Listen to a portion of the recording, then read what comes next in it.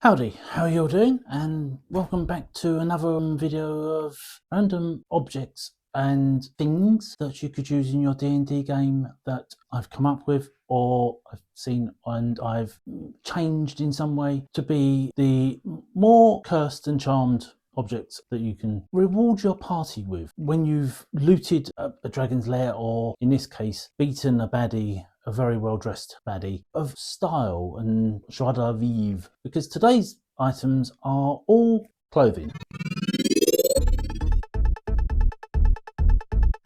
First off, this. Now this is kind of why I'm standing like this. This is actually a corset that I made.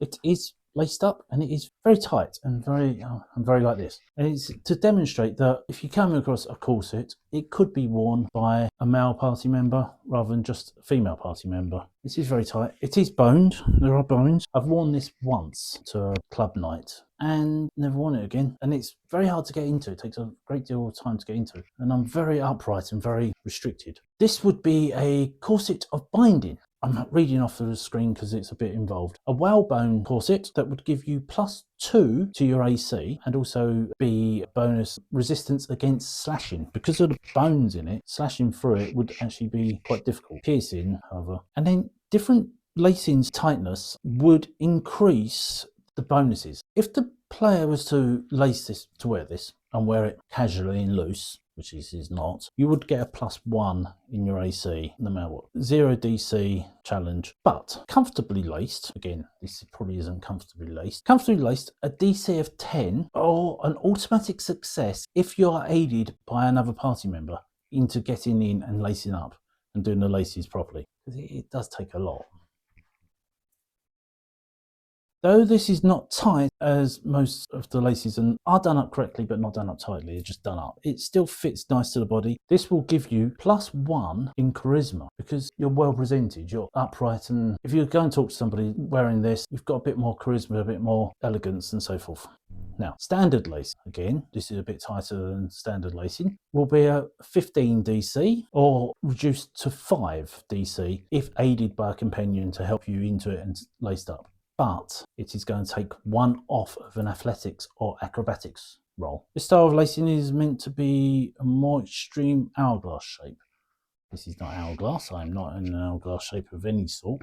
Very definitely not. To give a proper shape, it does give you +1 on your intelligence. It will reduce your athletics and acrobatics checks by 2. So you don't want to be wearing this and running around like lunatic. Resistance to slashing damage. As a DM, if the player's wearing this all day, you have to get them to roll a 1d4 for bludgeoning damage. In other words, how compressed their midriff is. If this is worn in fancifully laced, pure hourglass, squeezed in, DC 20. 15 if aided by a companion, it will give you +2 charisma, +2 intelligence, -1, and wearing it for 8 hours will result in a D6 die of bludgeoning damage because of the strictness to it. But it will give you +1 on performance. So a lot of stats. Charisma, so your performance and things.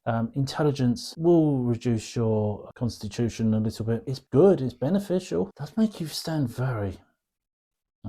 Now, I'm going to take this off.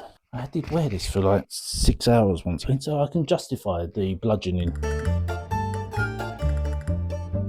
Start. Reasons why I don't wear this. Ow. Now, next up is, this is a lovely item and one that any female would identify and understand. A dress with pockets. It is an oddity that dresses do not come with pockets, but that's what it is. So this is kind of like a bag of holding. It is, you have pockets in the dress. It will take all manner of items. A split riding skirt or dress has 4 pockets, each with a 6-inch opening, big space. So it will be able to take a sword or a ball of rope. It can hold up to 200 pounds in weight before showing any signs of bulging or displacement. And the wearer can walk with hands in their pockets for an extended time with no danger to their limbs. So they can walk around hands in pockets casually, not causing any problems, because it's not the whole limb and it's not the whole thing, but the hand is inside. And when they want to pull something out, they can pull the sword out. Perfect. There's no bad side. Next, to go with the corset, You could replace the corset's laces with these. A pair of red shoelaces found in a pair of old boots. The laces are immaculate, perfectly clean, look like they've only just been added to the boots. But it turns out it's the laces, not the boots, that are the magical item. Tie up in a certain way, it will give different meanings and different abilities. But these are a little bit kinky. You can see we're getting a theme here. Binding someone with the laces will make them your subordinate or your slave, creating an ability to restrain and restrict. They have to throw a DC Constitution save to unbind themselves and get free. I would suggest anything over a 15. I would suggest something over 17, purely because they're restricted and their mind is already subservient and they're kind of enjoying it. They don't necessarily realise they're going to enjoy it until they're bound, and then they're bound and they're kind of taking pleasure from it. If you tie it around their mouth, will silence them. They therefore will not be able to restrict themselves. They will also not be able to touch the rope and release themselves from the binding. Wearing it on yourself, tying these into the corset or whatever, will increase your DCs +3 in pleasure checks, i.e. performance, persuasions, flirting, things like that. Throwing a loop of these over an enemy will increase their DC by 2. Tying them up, obviously you then make them your slave and they become subservient to you and do as you will and enjoy it and don't try to break free. If they do try and break free, then it's a DC of 17 or something ridiculously high. Next up, the copper knickers of polymorph. Yeah, a pair of copper underwear that allow the wearer to morph into any object, one size larger or smaller than themselves. So if you're a medium creature, you can become a large. If you're a medium creature, you become small. You can polymorph by thought alone, simply by wearing these and thinking, I want to be small. And you can polymorph into any shape without, and this is the important bit, without burning a spell slot, because the underwear is doing it for you. You're not wasting a spell slot. Next one, armor of glass, or looks like glass, toughened glass, bulletproof glass, a magical glass, a breastplate of armor and backplate, etc. Looks like normal armor, but it appears as glass. Any clothing underneath becomes misty and shimmery and displaced, sort of a blurriness. If you're wearing any heavy armor, pauldrons, gauntlets, bracers, etc., then you have a disadvantage on attack rolls, just because there's even more rubbing and irritation and so forth. Therefore, stealth is out the window, as the bulk of the glass, which is even stiffer than most metal, will cause more problems. But your AC increases by 3 and your charisma increases by 1 because you're wearing a suit of glass. You're going to look cool. And everything that you're wearing underneath, though a little bit misty, blurred, is still there. And you still look like you're wearing real clothes. It'll just be a little bit diffused. So you don't look like you're wearing armor. If you're wearing leather armor or anything less, tabard or padded armor, etc., then you just add +2 to your AC and you don't take off anything for an acrobatics roll. You have advantage on saving throws against any kind of spell that would alter your form. Whenever you take cold, fire, lightning or poisoning damage, you reduce your damage to 0. If you take thunder damage while wearing the glass armor, you must make a constitution saving throw to see if it shatters. It may be reforged by heating it next to a smith's forge, but not in it, until the shattered glass reforms and becomes clear again. You heat it, it unfractures. Whenever you damage it and it gets cracked and whatever, go to the smith and it will clarify again. Here's the next one. A set of monk's robes. Simple, brown, coarse hemp fabric, but ideal for a cleric, a paladin or a monk. These will cut and sway and move with ease, not restricting form, movements, etc. And in fact will give you a +1 in acrobatics just because of the ease with which they flow around you. When attuned, it enhances unarmed defense. So your unarmed defense bonus is increased by 1. Martial arts, the damage die for martial arts is increased by 1. So a D6 will become a D8. You also have stunning strike. Save DC against your stunning strike is increased by 1, but once per day when your opponent succeeds in a saving throw against your stunning strike, you regain your chi point if you're a monk. Next. Sandals of the Pious Prince.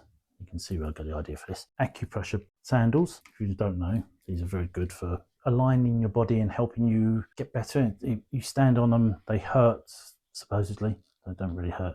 And they're supposed to identify where you're injured and damaged and whatever. So, a pair of open-toed sandals or shoes, as worn by merchants and beggars alike, the pair is similar to any worn except for the inner sole is lined with stone marbles, each placed in a certain position to aid or hinder the wearer, not for health reasons but for mental clarity, to aid them into being more humble and pious, a more pious soul. The only way to ease the pain of the shoes is to act piously, ideal for a cleric or a paladin or a monk again. As an action, the wearer of the sandals can cause themselves to shift and blend into their surroundings, kind of a cloak of displacement kind of thing, granting advantage on dexterity, stealth, and gives the wearer a unique insight check, +2 on insight checks, on suspected solicitors and con artists and anyone trying to cause deception for the duration of up to and maximum of 1 minute. The wearer must, however, give ample coin, any or all in need, i.e. beggars, and you must roll 1d10 and give coin equivalent to the number you roll. So you roll a d10, you get a 6, you have to give 6 gold to a beggar that you see. Of course, if you're walking through a town and it's full of beggars, you're going to end up penniless. And also increase your charisma because, again, you'll be standing up straight and being upright. It will not help with athletics. It might help with acrobatics, but athletics, running in them can hurt. So as a DM, that's down to you to pick that one. Equally, sort of in that area of the body, toe socks of the firewalker. You've seen those socks with the toes in them. Wearing the socks with toes, with or without boots, will aid the wearer to walk on hot coals or lava floors. So if you're walking through lava, as long as you're walking on the lava, you're aided. Obviously, your feet won't get burned, but if you walk through lava, your legs will get burned, but your feet will be fine. Giving immunity to fire, but only on the floor. They can literally put their foot up and it will act as a shield, so around the body. I'm going to have to remove the microphone. I'll put it here. Hopefully you can hear me just as well. This is the dandy's tie, the tie of a dandy. This is an equestrian tie, or a tie that you wear for riding. And you wrap it around, like so. They should be longer, but I don't have a longer one. I've only got a short one. But you can tie the tie off like a cravat, and you wear it like that. But the tie can be tied in multiple different ways, and in doing so, you will give different abilities. And if you know how to tie it, you can tie it different ways every day. You just have to state at the start of the day how you're wearing your tie. So you'd wear this, put your armour on, and then you'd have this on. The huntsman's knot, which is this, is unideal for a ranger or something, and will give an extra +1 to attacks and increases their hunter's mark to the next die. So if you've got D6 hunter's mark on somebody, it becomes a D8. Now, for demonstration purposes, this is not long enough to demonstrate. Now, we all know that's tie a tie. I tie a tie every day for school for 7 years. We're not allowed to wear ties loose or fat or anything else, and they had to be done up. So, we have the huntsman's tie. The Winchester knot will improve accuracy in shooting ranged weapons by +2. So if you throw your dice, the AC is 17, you throw a 15, you add +2 because you're wearing this, you instantly go +2. Now, you tie a granny knot, which is that. I don't know, it'll help you with grannies. That was not one that was included. That's up to you. If you tie a figure of 8, which is, instead of tying it like that, you go around another half a loop and back in. You tie a figure of 8 knot, so you tie that and then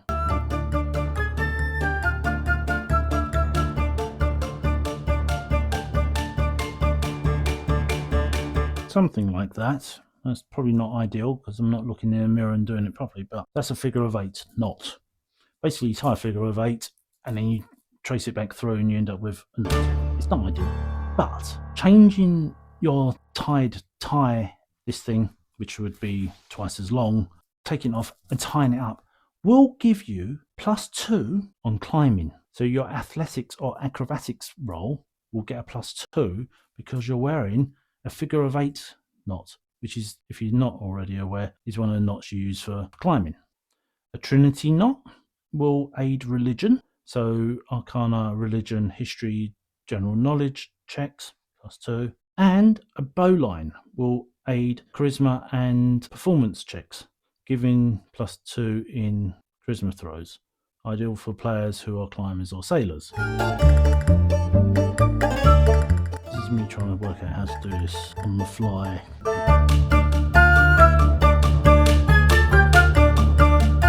That would be a bowline knot.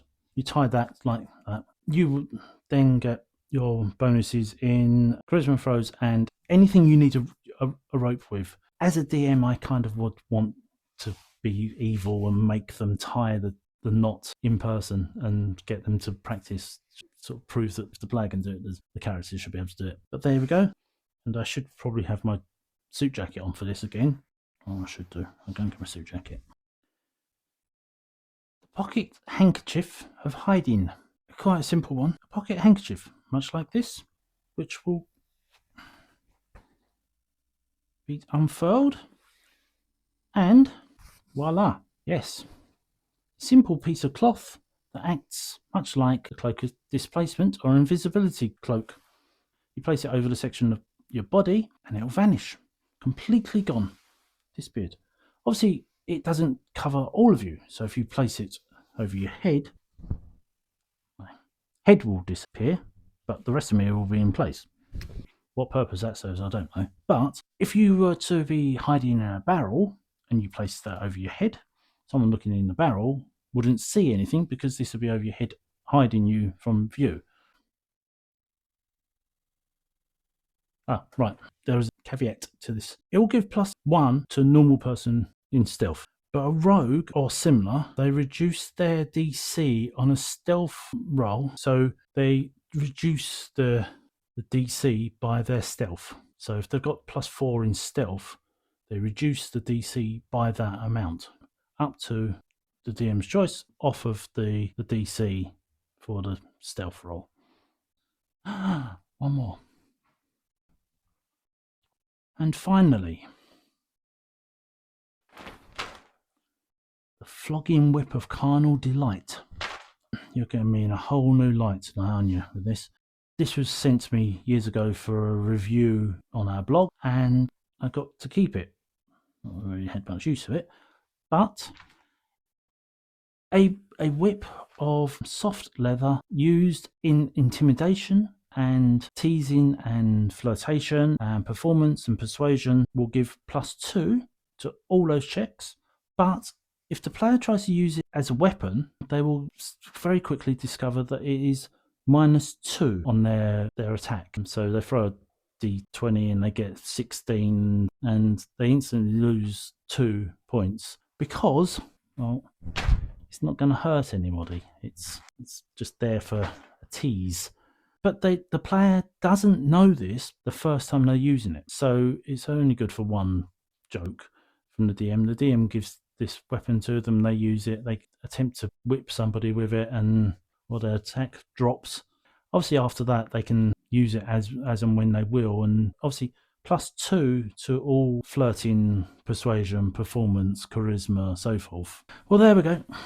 That is another random selection of items. So next time your party attacks a demon in their home, they raid and loot, and they go to the wardrobe and they find a random selection of ties, shoes, corsets, jackets, handkerchiefs, all manner of things. Your choice to hand them out as you will and give them the details. Write all these down and they will be filled with random items of clothing to adorn themselves with and try out on the adventure going forward.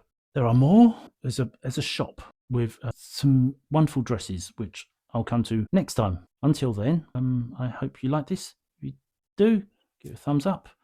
Leave me comments down below. Give me ideas for more. Any suggestions of random items of clothing that you've found, used, thought of, so forth. Let me know. If you're not the DM but you like the idea, maybe send this to your DM and go, hint, hint, number 6 or number 2 or the whip. You know, whichever it is that you want to be included in your game. share it if you're not already and you like these random D&D kind of add-ons and magical items and so forth, as well as model painting and other things, then hit subscribe and come along each time for more. Now I'm just hoping this was recorded on the microphone. If not, I've got to do it all again. So if you're seeing this again and I've recorded it again, well done for watching it twice. Bye.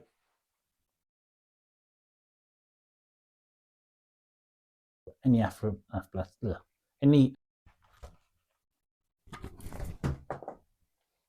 okay. I'm gonna have to do it back here so you can see. But a bow line is that. If I tied that, it's the only way I know how to do it. I have to do it around my waist. Place it in certain place, certain positions, and one part of your body will be hidden. All of your body will be hidden.